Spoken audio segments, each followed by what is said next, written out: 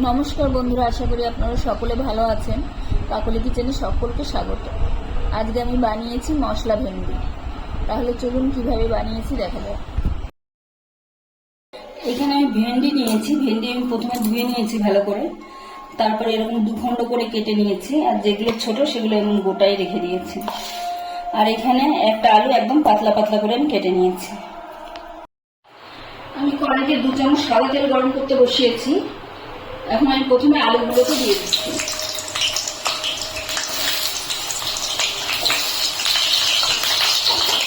আলুগুলোকে আমি একটু ভেজে নেব। আলুগুলো আমার ভাজা হয়ে গেছে, এখন আমি তুলে নিচ্ছি। ওই তেলে এখন আমি ভেন্ডিগুলো ছেড়ে দিচ্ছি। ভেন্ডিগুলো আমি ভেজে নেব। 2-1 মিনিট আমি ভেজে নিয়েছি প্রথমে।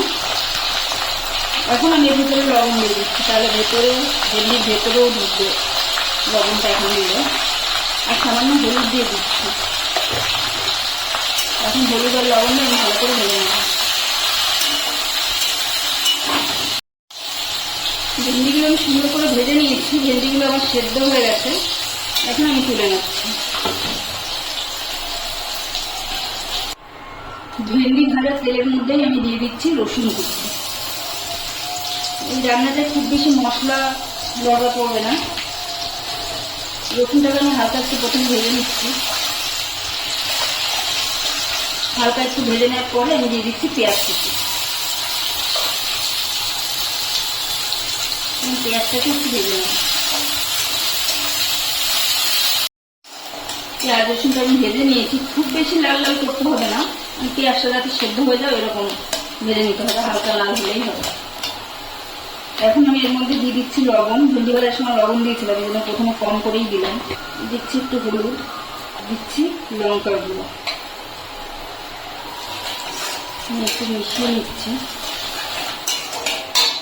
এখন আমি এর মধ্যে দিয়ে দিচ্ছি 1 চামচের মতন টমেটো সস।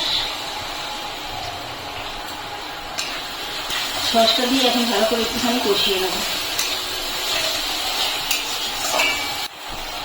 দিচ্ছি সামান্য পরিমাণে কাসুরি মেথি। কাসুরি মেথিটা দিয়ে একটু কষিয়ে নিচ্ছি।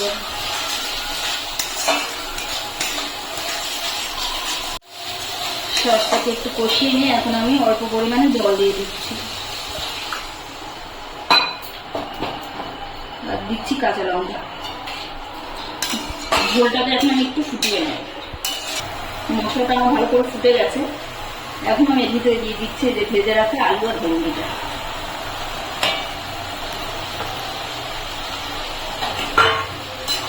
দিয়ে ভালো করে মিশিয়ে নেব। এখন গ্যাসের ফ্লেমটা লোতে রেখে 2-3 মিনিটের জন্য আমি ঢাকা দিয়ে দেবো। 2-3 মিনিট পরে আমি ঢাকা খুলে নিচ্ছি।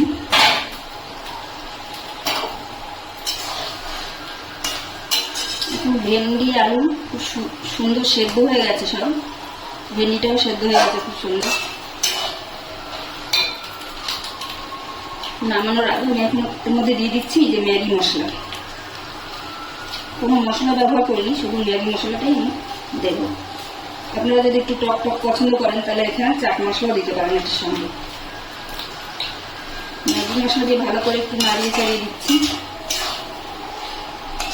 আবার 2-3 মিনিট আমি ঢেকে রাখছি। 2 মিনিট পরে আবার ঢাকা খুলে নিচ্ছি আমি।